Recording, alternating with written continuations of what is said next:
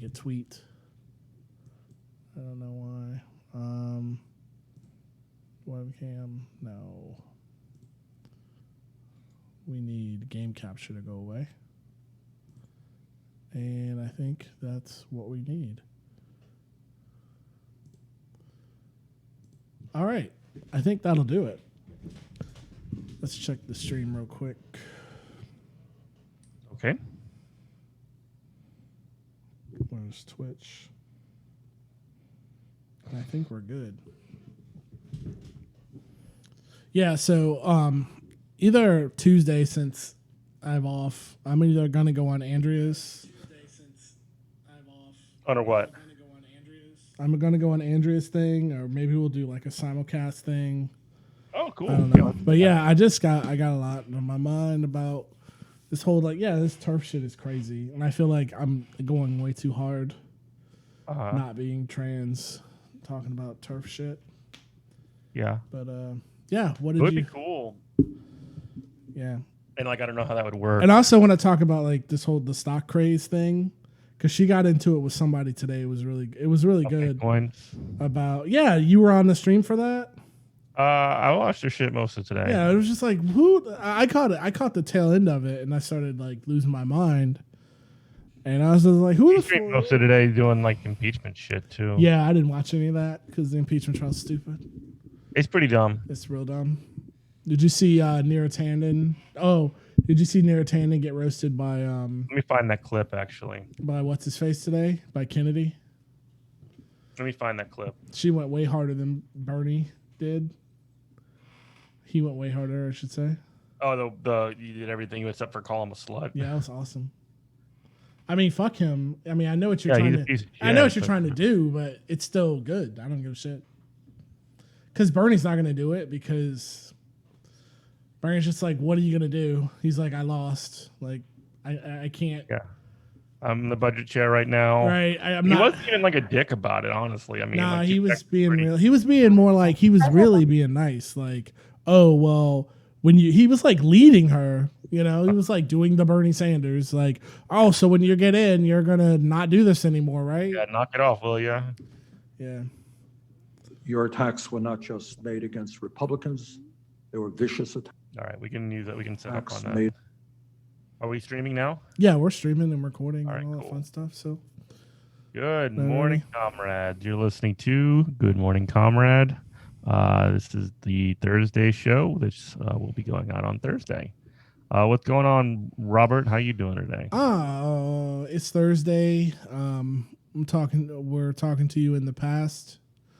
We're live on streaming news on Twitch. Yeah, when we can. I've been trying to upload. Trying to upload the show and some Resident Evil gameplay, because I'm really into Resident Evil. Right now, it's a good. I don't know. I'd say it's a good stopgap while I wait for Elite Dangerous expansion to come out.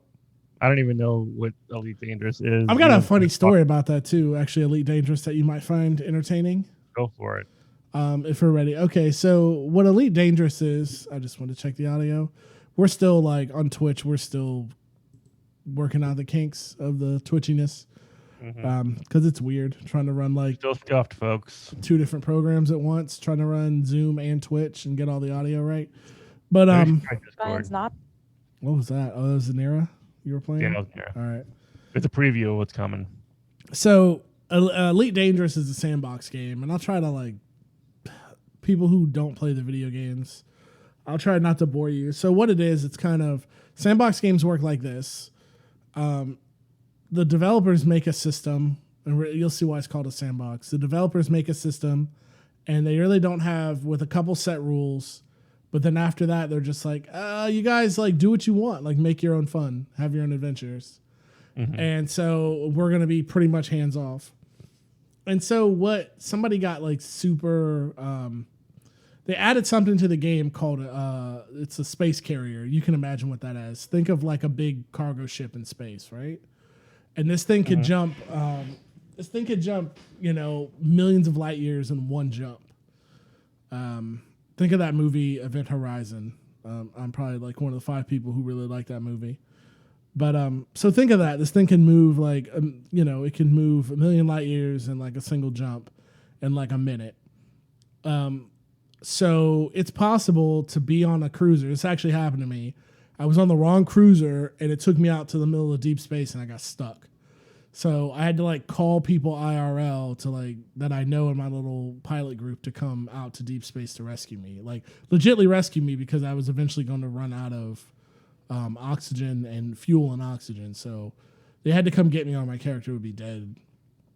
Now, the reason why I tell you this, there's actually a group of they're like self-described space fascists that are they're luring people in by saying, "Oh, we're going to take you to they're called high temperature diamonds or low temperature diamonds. We're going to take you to the diamond mining spot. You're going to be able to mine and make millions. All we want is a percentage." But really what they're doing is they're taking these people out here and they're putting them they're shanghaiing them. They're putting them into press gangs and turning them into slaves. Be like, you will never make it back to normal space if you don't like mine all these diamonds for us and you get no cut of the profit. We'll never take you back. You'll just be out here until you quit the game. I can't hear you. You have no audio.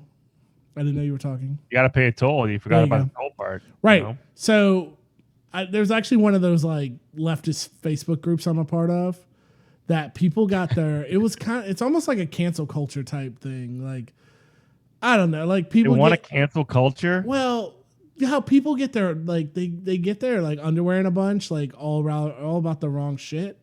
Like instead of actual like social justice, they're worried about did Adele wear dreads or did the drunk girl wear a sombrero on Cinco de Mayo, like a lot of the not a good look type that stuff. kind of bullshit. And like, so all these like online leftists were, were getting pissed off about this fucking video game. And they were like, oh, there's space Nazis and like people are playing role-playing fascists and the developers aren't going to do anything about it. And I'm like, y'all, this is the video game. And I'm like, y'all, this is pretend. This isn't real. Like they're actual like people who want to hurt people and who are fascists in this world. And they came at me with like, no, these people are actually, they're just role playing this because this is how they feel. And I'm like, okay, even so, this isn't real life. And the game is designed around like, oh, you guys do what you want. So now there's groups of literal like space liberators who are like banding together to go like fight these guys, to go into deep space and go to war with them. And I'm like, this is why the game was made. Like, this is no different. I don't care if they're really Nazis or not. This is no different than like playing cowboys. This is a bad example. Cowboys and Indians, but somebody had to be the bad guys. Somebody had to be the cowboys. If the worst thing that they ever do is like be a Nazi in a video game, yeah, it's way better than being a fucking Nazi in real life. But it's like, do you see what I'm saying? It's like cops and robbers. Like the game is set up to like, oh, well, some of y'all are going to be the bad guys, and that's where the fun's going to come from. Right. Like, I've been a part of a space piracy gang, and we were kind of like gentlemen pirates who would like talk to you. The gentleman and be like, just give us 20 tons of like what you're carrying and we'll let you go. And I was like, that's like evil, but that was the role play of the game. And then there's also a group in the game called the Fuel Rats. And what they are is like extreme, like altruistic. They're space AAA. So if you get caught out in deep space, like this has happened to me before, with no fuel left, like you miscalculated and you couldn't make a space station. You like went past like, you know how you when you're driving through Texas. Yeah, like you're driving through Texas and it says this is the last gas station for 200 miles. It's like you better stop. And like you miscalculated and blew by that last space station. Like you're gonna run out of fuel and die. You can actually make a call to them outside the game, like through Discord. These guys will come get you and they will give you fuel so you can get back, and they want nothing for it. Like that's how they get off in the game. That's how they have fun, is being space AAA. Just by being helpful people. Yeah. I mean, that's like changing brake lights and stuff, right? No, because that's real life. Well, I mean, but the like video game is the video game. Well, I guess what I mean is it like sort of fills a similar role in the world. Just like in the video game, Nazis aren't like real Nazis. Like no, I have no. Oh no. See, here's what's kind of the difference, and this is what they were screaming about on the forum, is that no, these people really feel like that. And I'm like, yeah, I bet they do. But I don't give a shit what somebody does in a video game. Right. I just don't care. Like, As long as it's especially in a game where they're not being disruptive. They're actually like adding to the game. Like, this is what the game was set up to do. Mm-hmm. You know what I mean? Like, because the developers are just like, go have fun, boys. However you want to do this. We're not going to get in the way. We're not the refs. We're not going to like, it's not the same as like, I don't know, what do you play, like Overwatch or something? And somebody's got like a cheat code, like a hack, like a wall hack. Like, that has to be shut down for the integrity of the game. But like, in this game, the idea is to try to break it. Mm-hmm. And now if it gets outrageous to where like it's preventing people from playing the game or it just destroys the economy somehow, like the devs might step in. But like, if they're not stopping people, the people always have an option to just kill themselves and like start over.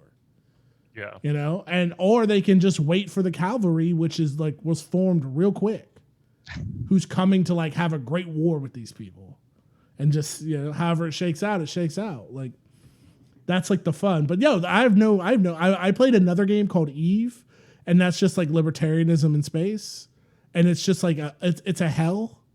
Like, the only way to make money is like the only way to advance in the game is to join a corporation. And these corporations like go take the resources from what's called null space. And the reason why it's called null is because there's no space cops out there to protect you. There's no government. The corporations are the government.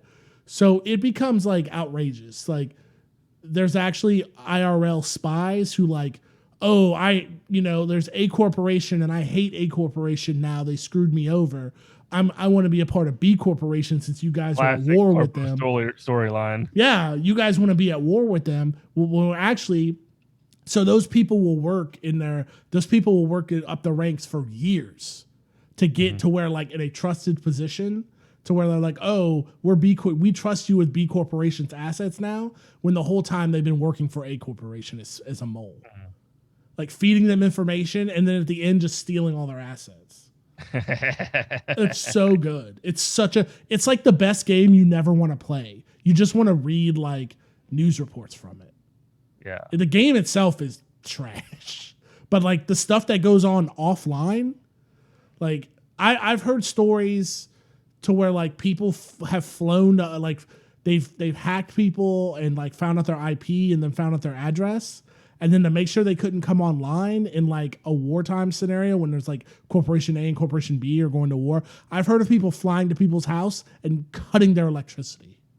Wow. Like flying from like Finland to like the US to go to some guy's house and cut their electricity so they can't play the damn game. It's outrageous. And it doesn't help either that like the currency, if you get enough of it, you can actually sell that for real world cash. It's like a convoluted way. It becomes its own cryptocurrency. Oh, it is. Oh, yeah. Yeah. You can sell it for real world cash. And then like, so people become like, this is deadly serious. Like, I was in one of those corporations. I was in like the corporation. It was called, sounds like a gang. Yeah, it's a gang. It's a gang. I was in a sub corporation called Goon Swarm, which is run by this guy called the Matani, he's like an attorney, but like all he does is just play this game pretty much 20 hours a day. It's ridiculous, and he's pretty much like he's like a space like messiah, like he's but he's a real person. Like you can talk to him on Bumble, and there's all these weird like Bumble. Yeah, because they use Pigeon. What's that? Pigeon's like an encrypted like Discord. Mm-hmm. So you have to go on these like encrypted like chat channels, and like I had to be vetted for months. That's wild. To like just be in like the lowest level. It's crazy, dude. Yeah. Well, I got a couple of clips that I do want to play. We should probably maybe do a little bit of React stuff to it. Yeah. So what happened today? Really quick. What are these clips? So what do you know so far about the organizing drive, the union drive that's happening with the Amazon unions in Birmingham? I know it's in Alabama. I know that's about it. I know if they can get it done, it could change the whole face of that corporation. Yeah, and I think I need to reach out to Kim Kelly. She works for she writes for Teen Vogue sometimes. She writes specifically on the labor beat. She did this fantastic video that we should probably play right now, and signed union. and we can see she has a good explainer and she has some interviews with some workers. So let's go ahead and take a look. I would like that. Amazon workers at this Alabama warehouse are holding a potentially historic union election. Here's how that process works. There are 2 legally recognized ways to form a union in the U.S. The simplest option is voluntary recognition, where the workers present a demand for recognition and the employer voluntarily agrees to recognize the union as their legal bargaining representative. This is the fastest and fairest option, but unfortunately, most U.S. employers opt to take the second route, forcing a union election. Once at least 30% of eligible workers in a workplace have signed union cards signaling their intent to form a union, they file a petition with the National Labor Relations Board. So what I like about this video so far is that she talks primarily about like what would need to happen for somebody to get a union, right? So most people don't understand like even the basics of this kind of stuff, and I like how this is very ABC. No, I don't want to like steal your thunder, but or like get ahead of ourselves. But isn't that what Amazon is trying to do? Is just drag out this election? Well, they're trying to drag things out, and they're trying to because they've got 30% right now. It's just the idea of like trying to put up signs and union bust, right, and be like, oh, yeah, in order to even trigger an election. In order to even have the election, you need to have 30% of the people that are in your bargaining unit to sign a card saying I want a union. Which is so insane because why do you want to give the people that you need a union to protect you from a heads up like that? Well, and then that's so insane. That's part of the problem. And then when you have that, so it makes more sense to have more than that when you present, right? When you say, hey, here's 30, like here's the people in this, unit that want a union, and we have like 90% or 80, if you want to have as high a percent as possible, right? So that they just okay, fine, we'll just recognize you. Anyway, let's go on. Why would they just recognize? Like because it doesn't they fear that you're gonna go on strike or something, and I guess, but like I don't know. I'm thinking about it from Amazon's point of view because wouldn't it make a difference? Wouldn't it make wouldn't it make sense to just drag it out as long as possible? They can eat losses. Well, that's another thing, and that's what they're doing, and we'll get into that in just a second. All right. So here's the next step. The NLRB is a government agency that enforces labor law and protects workers' collective bargaining rights. Former President Trump stacked it with anti-labor union busters. But the new administration has already made some big worker-friendly changes by firing some of the worst offenders, like former General Counsel Peter Robb. That's the guy that wanted to take away Scabby. An election.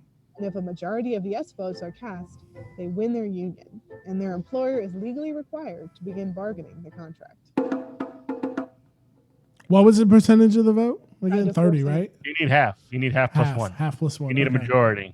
Now, obviously, you want more because as soon as you win your election, that's when bargaining begins. And your bargaining position is based off of how many people want to be a part of your union, how many people supported that union. Right. If a lot of people are not supportive, if you barely pass the 50% threshold, then you're in a much weaker bargaining position than if you have 80%.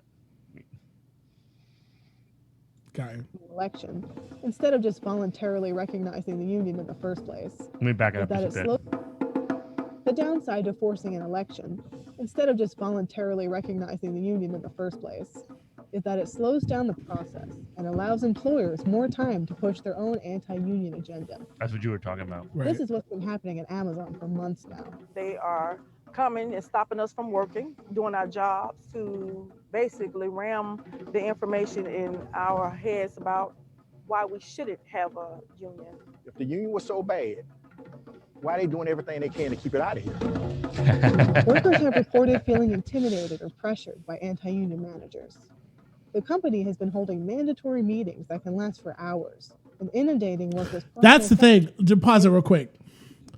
Do like Sam Cedar. Pause it. It's fine. That's the thing, though. Like, forget the emotional argument of if they think it's so bad. I mean, that guy's 100% right. But we're talking about Amazon, a place where like human beings are tracked like machines, and guys and girls are forced to like piss in Coke bottles because they can't go to the bathroom because shit's got to get out, for Amazon Prime. So if they're doing that because, they have so much pressure to meet these timelines, if the union they're so terrified of the union that they're stopping the production floor to pump this bullshit. That's how you know they're terrified. Mm-hmm. It's more of a priority to not to keep the workers down. Right. You saying as an Amazon worker, you're saying I have to listen to this, but I can't go take a piss? Right, you can't piss in a bottle. You have to piss in a bottle when you're on the clock, but also they're gonna like stop entire production for hours at a time to stop you from union busting. That's exactly right. Why are they doing everything they can to keep it out of here? Workers have reported feeling intimidated or pressured by anti-union managers. The company has been holding mandatory meetings that can last for hours and inundating workers' personal cell phones with anti-union text messages.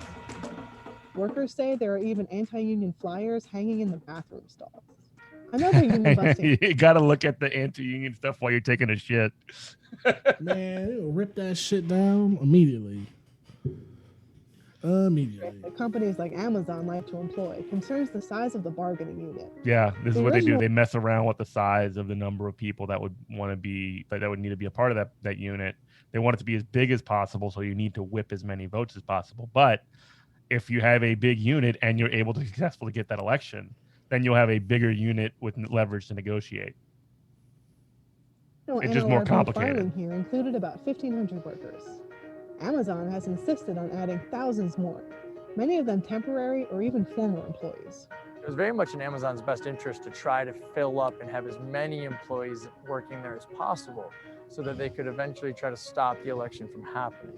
So what we did when we filed our petition was we filed with them thinking that we thought we only had 1,500. So then when we get to the hearing, come in there and they say, we have 5,700 employees. You saw that though? Right. So one of the things, let's go back to that part really quickly. This guy who works he's like a staffer for the union, right? Right. And basically one of the things that they did is that when they presented the signatures, like the card signatures, they're like, oh, here's 1,500.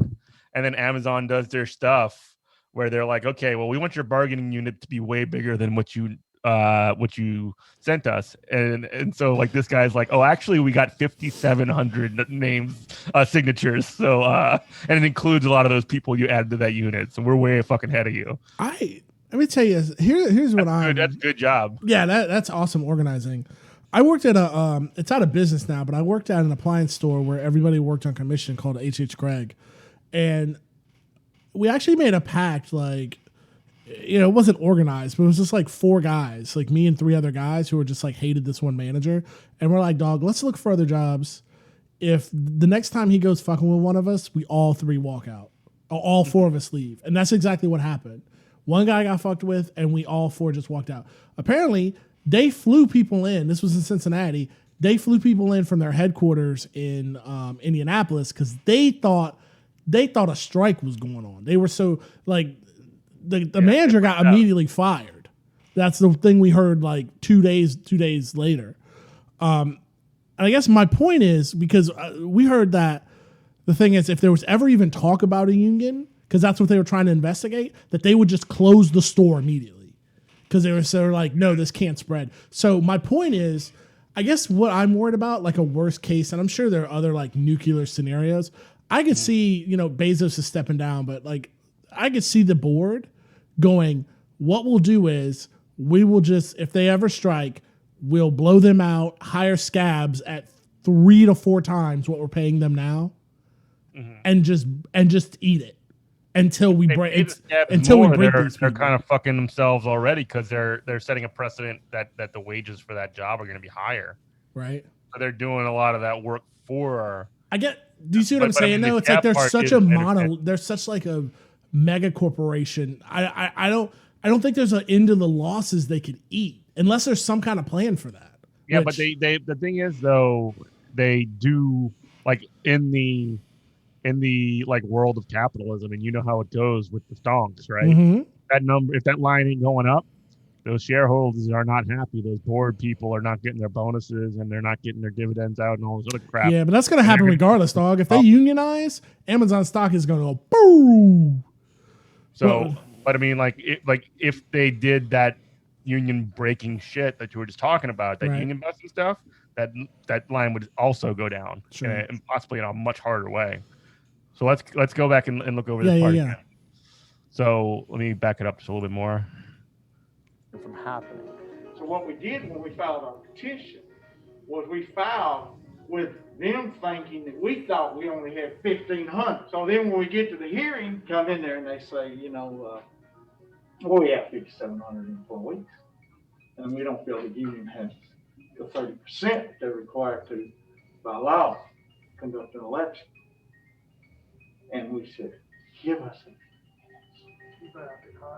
boom! So they went out and brought more cards. So Amazon, like, hey, actually, like your unit that you were supposed to be organizing for is like triple the size of what you were Right. expecting, and then basically like, okay, fine, we'll get the signatures, and they got it. That's awesome, man. Such a quick amount of time. It may seem counterintuitive to add more potential union members into the mix, but there is a reason why anti-union companies do this. Packing the bargaining unit with workers who may not necessarily be invested in the union or may not even still work there Yeah, Nissan does creates a that higher shit. threshold for the union to reach a majority. This means that the union will need to work even harder to get as many yes votes as possible, and every union card counts. But now that the election is off and running, Amazon has had to cease its union busting efforts thanks to the NLRB's 24-hour rule, which bars employers from interfering with a union campaign within 24 hours of the election's start.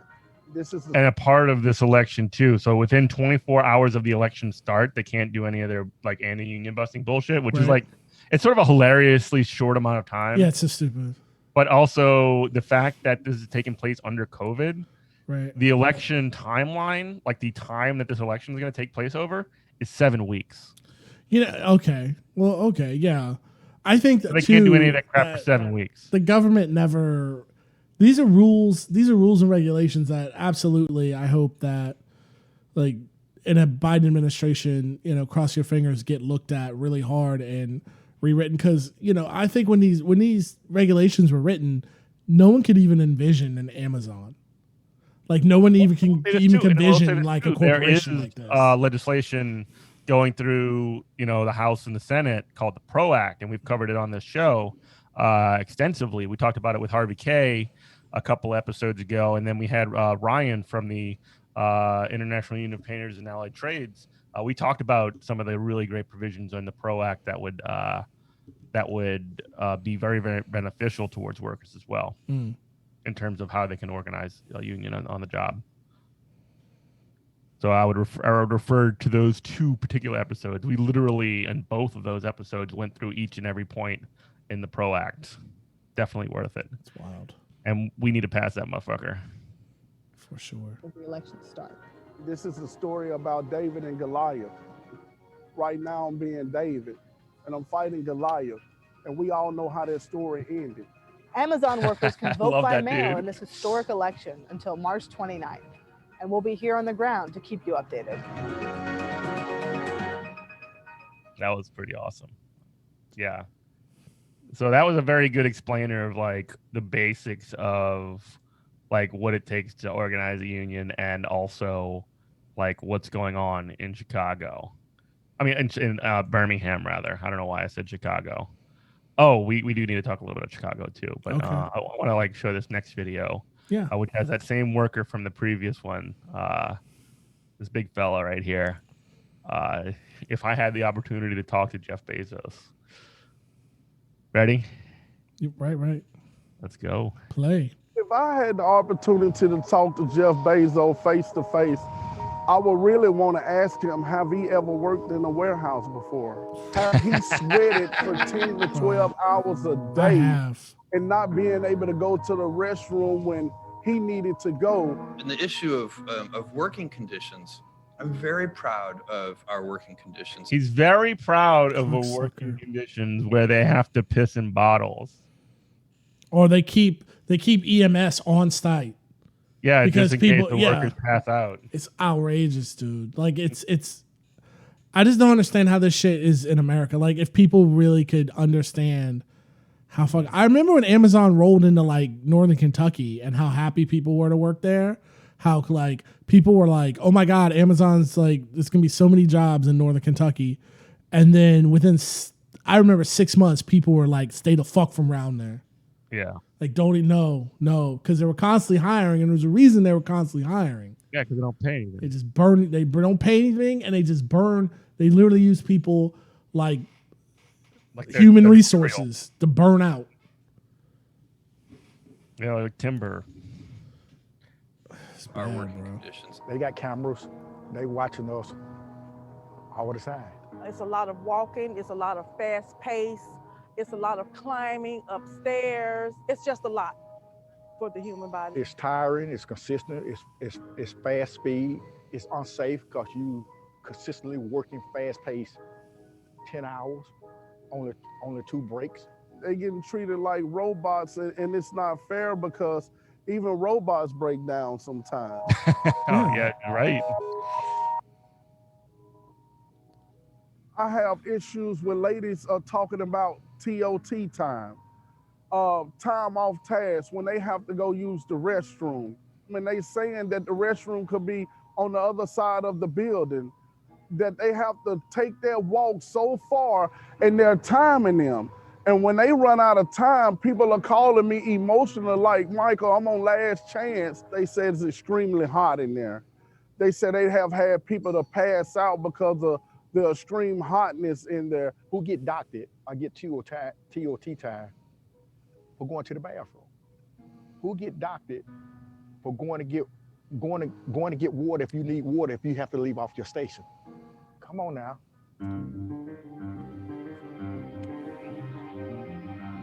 I work on the line. I work in a decant, and I actually open packages and store them in the bin, but it's a lot of standing all day.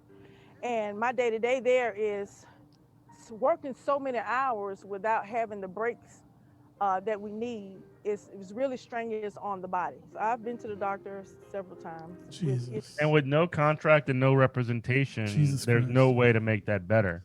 You know, if you're one-on-one, you dealing one-on-one with the I don't boss. need shit. Like, you know, I ordered some, like, some bullshit off of there from my arcade cabinet. Like, and I have Prime. Like, I don't need that shit the next day. Like, bro, Not if it's gonna can crush wait a couple somebody's life. days, bro. Like, really, like, Prime can go the fuck away. Like, I will pay for Prime, and I will pay for Prime to keep, like, the video and the audio stuff that they have. Like, I don't need this bullshit the next day. And I know, like, when we talk about these things, it can't come down to the individual consumer, but there is, like, a certain responsibility. So if we get the world we want, if we do get the world we want, like, it's going to change. It's not going to look without a full Marxist vision of automation taking over. Without that happening and human beings still have to, like, sort packages and stuff like that, if that's going to be the future for the rest of our lives and, like, the next generation lives at least, then we're going to have to change the way we look at, like, consumption. Well, we're going to, or I mean, we'll have to change the way we look at consumption if we're not able to provide that level of, like, distribution, that same level of distribution, which I think we can do. I also think we can do it while, like, still paying people and still, like, I guess that's the first thing. Of restructuring our society to the point where we can have the fucking Amazon get into your house in 2 days or whatever, and you can also not crush people, like, and like destroy their lives for less than. But that's the first thing capitalists say when they talk about, oh, you want fight for 15? Well, good luck. You better start paying $3 ready for a automate. double cheeseburger. And so that's the first thing can't do Amazon's going to say. Amazon's going to say the same shit. If the union spreads like wildfire, they're going to go to their consumers and they're going to put it on us and they're going to say, oh, well, don't y'all like getting stuff the next day or in one day? And we have to say that shit doesn't matter to us collectively. It's not as important as people's lives, Right, for sure. exactly. Even if it is possible, Jeff, which okay, it's possible. I'll give you that. They're going to lie and say it's not. Right. They're going to Of say course we it have to crush human beings so you can get your bullshit. Yeah. And we have to say no. Like if you accept that frame, if you accept that like it's either workers get paid a living wage or like you get your like package in 2 days or whatever the fuck. I mean, obviously the correct answer is you want people to get paid to live. You want people to get paid the living wage. See, I'm not afraid. This is kind of a different topic because they say the same thing. Your uncle and me, mom, papa, when they post on Facebook where they go, "Oh, look at this McDonald's is trying out automation. See how it's because everybody wants their rate. Now they're not going to have a job at all." They're the first motherfuckers to whine when they like they don't have anybody. They can't use the kiosk. Like, self-checkout. Right. Like go and use self-checkout or whatever the hell. They're like, hey, where's the person? Where's the smile? Where's the thing? Right. They're so full of shit. Well, my point is though, like I am not afraid of automation, but because what I think if society has any kind of, if we get the right society, if we get the right cogs in place in government, then people will say, yeah, there's a lot of automation and jobs have been like, it's not going to be like the job of driving a truck is going to be gone in our lifetime. So people should be saying, instead of saying, oh my God, like, you know, automation's killing everything. This is a larger argument of socialism. Like this is exactly what Marx talked about. Why you need socialism. Yeah, let's finish up. Yeah, go ahead. Issues with my legs. It's unsafe because you consistently working fast paced 10 hours, only 2 breaks. Amazon will change their schedule in the middle of the night while they're sleeping. They don't even know their schedule's been changed. That is crazy. That's how in the fuck, dude. Up thinking that they got an off day and they supposed to be at work at 7 o'clock in the morning. Like I've worked at restaurants and like other places like retail and stuff like that, where they'll like not have a schedule. They won't put a schedule out. It's not, they don't change it like that, like they're saying, but they wouldn't put a schedule out until like less than 24 hours before the next work week starts, which is just like, how the hell does that happen? Right. You know, I've experienced that too, man. And that's not like a special thing. That's like all the time. That's a regular recurring thing. Right. So we got a graph here. Amazon rate in 2019, eight injuries or a little bit less than 8 injuries per 100 workers, which is up from 4 in the previous year. And the thing is, this is what's so terrifying when corporations just have such a stranglehold like this, because Amazon knows this. This isn't a surprise to them, but they can eat any kind of workers' comp that they want. Their pockets are so long, their money's so long. It's untouchable with the current like laws that we have in place to hit companies like this. So in the graphic here says in 2019, Amazon recorded 14,000 serious injuries, 7.7 serious injuries per 100 employees. That's, I mean, 7.7 is almost 8%. God damn. You know, that's insane. That's an insane rate of injuries. All right, let's keep going. Safety of drilling got worse since the pandemic. We've been having confirmed cases every week. It's COVID. unsafe to me because we don't know who have it. We don't know who we've been around, who have it. I have people with issues about COVID-19. They haven't received a COVID pay. They've been on for weeks. Some people are back to work and still haven't received COVID pay. Man, this is heartbreaking. A lot of people need their money. They don't have a way to pay their bills, and they're looking for a pay that's supposed to come to them but haven't received it yet. Just ridiculous. Amazon briefly instituted extra pay, but rescinded it in June. Wow. In the world, so we know the issue cannot be that he doesn't have the money. And Jeff Bezos has gotten like significantly richer. I Yeah. don't know the numbers. He's gotten significantly richer. Oh, Amazon stock is through the roof. It's We're all at awesome. home ordering shit. Mm-hmm. The world, so we know the issue cannot be that he doesn't have the money. I feel like every employee, as well as myself, deserve more due to what we do, and I feel like it's not fair. Without workers, Amazon there is says no that Jeff they're there for Bezos. the employee. To us, they hear our voices, but they're not responding to our voices. And we have very good communications with our employees. So we don't believe that we need a union to be an intermediary between us Fuck and our you, employees. man. So now with us bringing in the union, we feel better that we have somebody that will sit down and talk to him about the working conditions that we're having and the dignity and respect that we're looking for. We need the union out of Amazon to make things better, fair. We need job security, better wages. But a union represent you when you don't have the voice to represent yourself. So obviously, solidarity with the Amazon workers, the Birmingham Amazon workers, RWDSU, all the folks out there. We should probably reach out. Yeah, we should. To those folks and try and get, maybe Kim will be able to come on. Maybe somebody from out there. I know the Birmingham DSA. Yeah, I wouldn't mind taking a road trip. Well, I don't know if I can make a road trip, but I can definitely we can definitely have somebody come in. I could maybe talk about it a little bit more specific on the show. But yeah, that's very powerful stuff, you know. Yeah, it's wild, man. And just to get back, like, yeah, eventually those it's like eventually those warehouses will run by themselves. Like, there'll be enough robots to run them by themselves, but until then, like, you can lose a little bit of profit, man, to make sure you're not grounding people in the dust. Literally, the richest man in the world can deal with a little bit less money. I mean, it's Musk now, like, but yeah, we're in the middle of a pandemic, and like literally, these workers are like being crushed. Literally, literally. It's and I mean, that's where yeah. I mean, like I was saying during the video, I didn't mean to talk over it, but Oh, you're good. like, without those workers, there's no Jeff Bezos.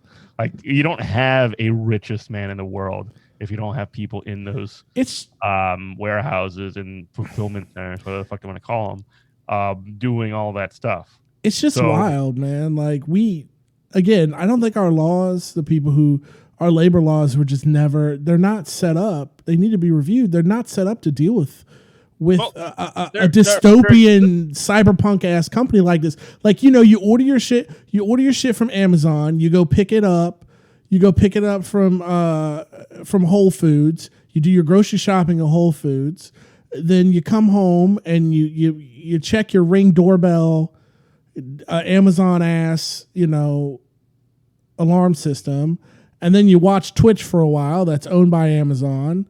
And then you watch your Fire Stick, which is on Amazon. And it's just like, this is just cyberpunk dystopia that our government's just not equipped to deal with at its current, we just need, I was reading a thing today, man, and I know we've been talking about stocks a lot, and I was just thinking about, the AMC GameStop thing is pretty much done. People are still holding that shit. But now there's something called failure to report, right? To where, like, the short interest in it, the hedge funds don't have to report. If they wait to report, and it's like, stocks don't go down. Well, yeah, the stocks don't go down.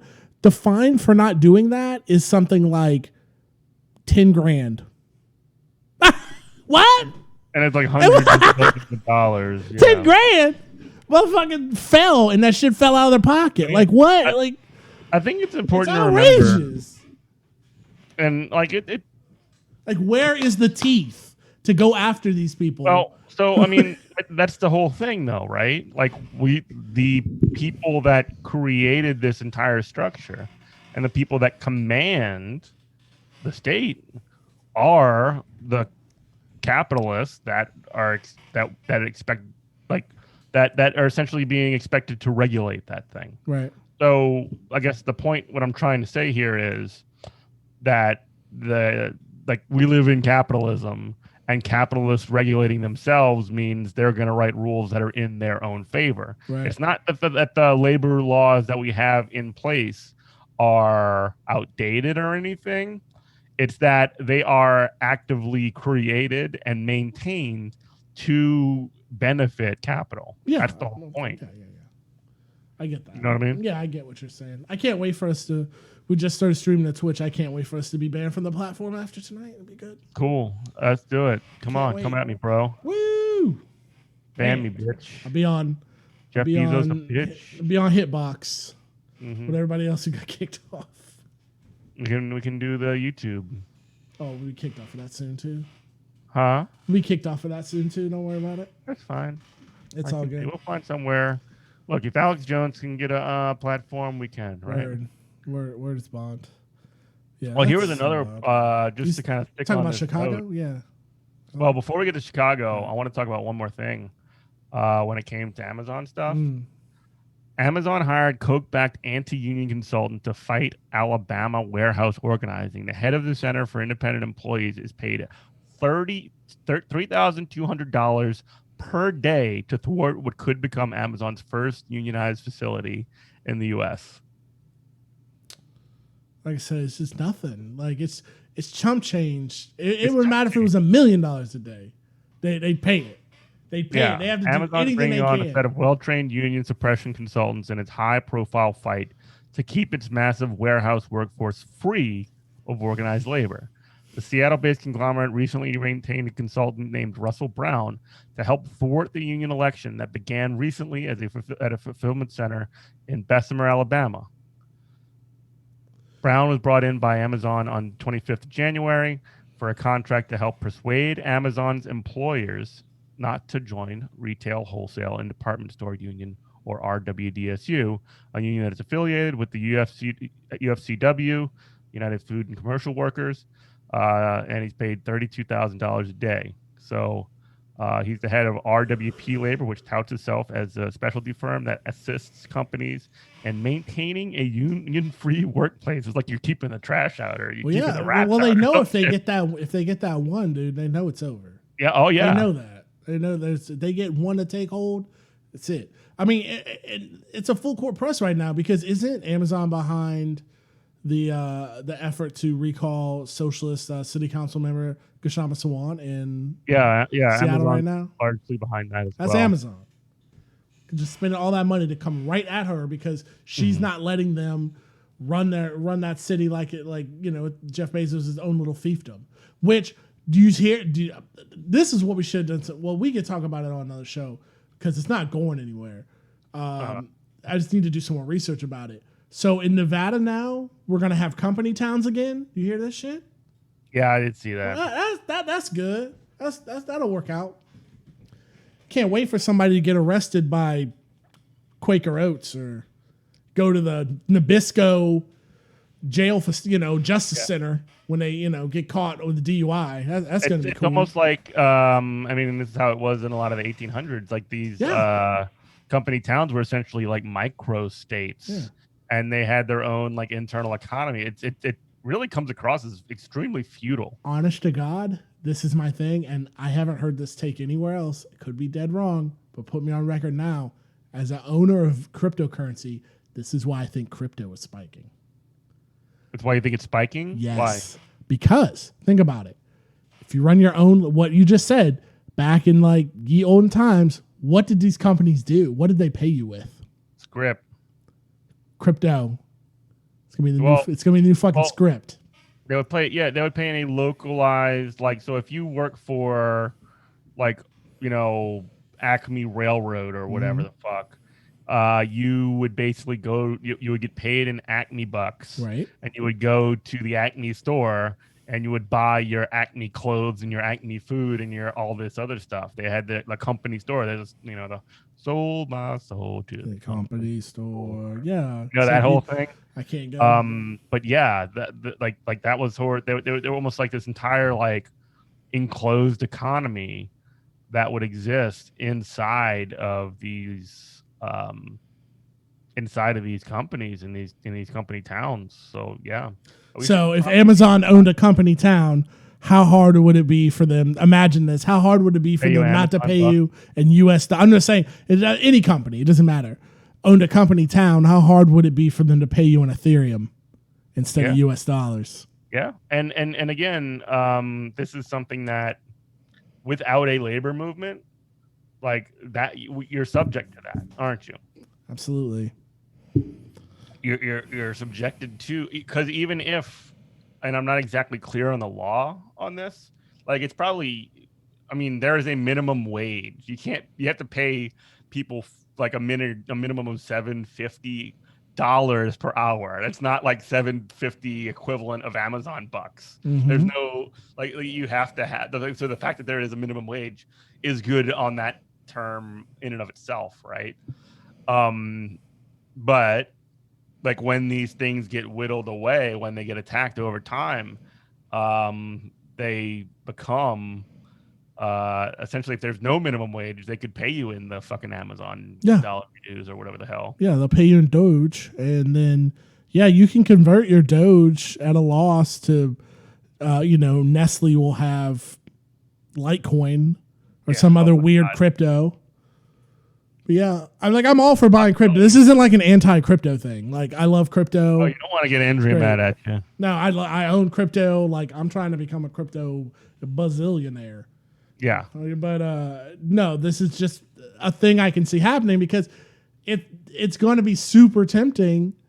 Why not go if these companies want to be in control of a municipality?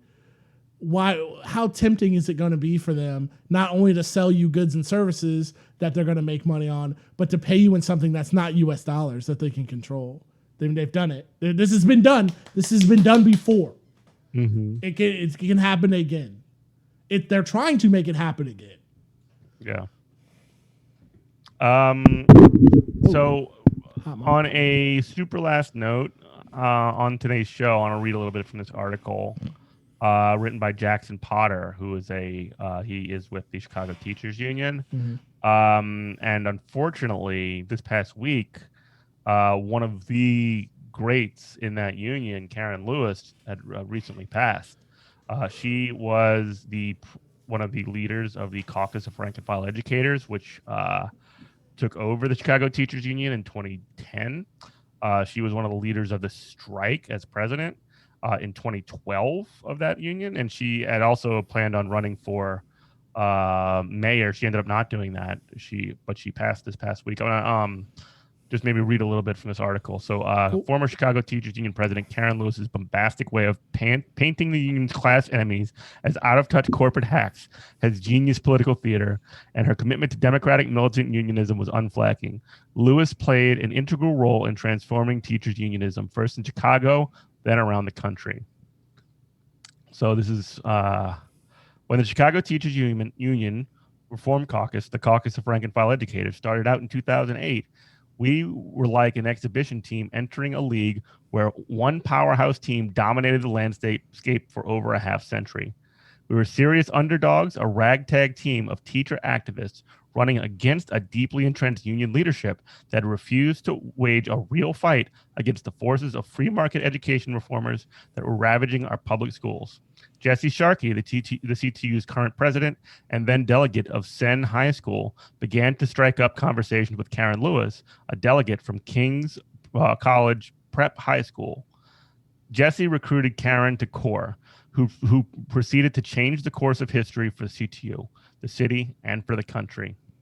She died Monday at 67, which is like very, very young. You know? It's pretty young. So Karen, whose death was announced on Monday at the age of 67, added the gravitas of a CPS veteran to Team CORE. She was basically like a very legitimizing force because she was an experienced teacher. She'd been around for a long time. She graduated from Kenwood Academy, a famous CPS school, grew up in the black middle class in the South Side, daughter of two CPS teachers. As a result, she knew the system and the city better than anybody. Karen and her husband, John Lewis, met in Lane Tech college prep high school as black teachers sent to integrate the school with a predominantly white staff under a desegregation decree from the district. This is, I mean, it's really, devastating because she's one of the absolute giants of organizing and unionism in Chicago, specifically. I mean, obviously, with how things were in CTU. But I just wanted to kind of give that a quick check. Read this article this really beautiful article that Jackson Potter wrote out in Jacobin. I'll drop it in the show notes for this show. But yeah, CTU also today came to a deal to reopen their schools. I'm not exactly sure on the details. I'd have to look over it to know anything about that. But I do know that there's the membership of that union ratified the deal. So it looks like the schools in Chicago will be reopening, for better or for worse. Right. I know that some people that I saw were talking about this, including a friend of our show, Kenzo Shibata. He was not very happy about the way this thing played out, and he said he voted no. But I don't mean to name check him specifically, but regardless, we know a lot of rad people. That's just how it goes. When Chicago schools are opening back up, that means that I know the Philly schools are still closed, because the teachers out there are striking. They're very convinced that those schools are not safe. So the fights are not over, folks. Yeah, I mean, union fights plus Corona. Support people on the picking lines who don't want to go back into a damn disease zone. Yeah, it's simple. Like, you want to you want to do two things at once. You want to pat your head and rub your stomach.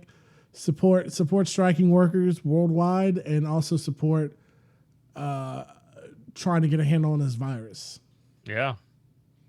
So I think that's going to be it from us, at least for this part of the show. Yeah. I don't know if we want to do any more streaming later. I'm donezo. It's almost 11. We're going to wrap it up. Yeah. But you should check us out, twitch.tv/Good Morning Comrade Radio. You can also follow Robert on Twitter at Comrade Morning. You can follow me on Twitter at Eminent Prof. And thanks everybody for listening. All right. See you next time. Bye. Bye. I got really on my bullshit in that episode, didn't I? Sorry.